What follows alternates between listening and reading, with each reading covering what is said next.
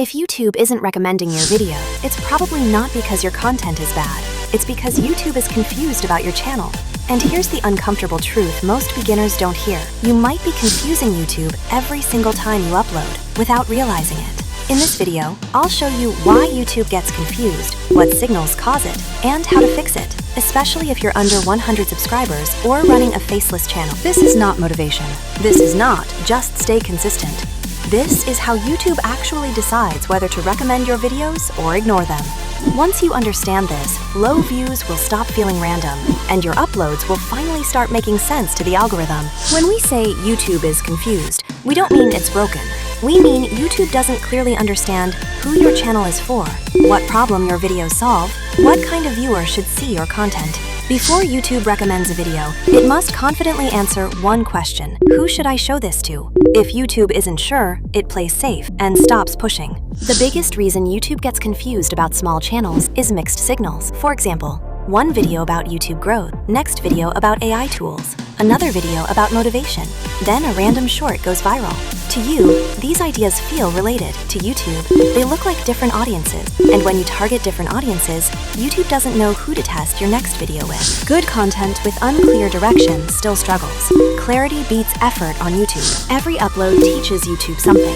When your video gets impressions but no clicks, YouTube learns. This packaging shorts are powerful, but dangerous for beginners. Shorts test speed and curiosity. Long videos test trust and clarity.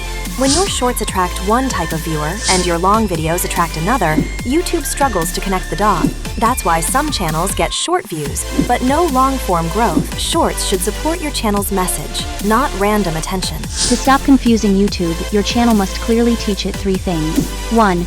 Who this channel is for. Be specific, not everyone. 2. What problem you solve. One main problem, not 5. 3.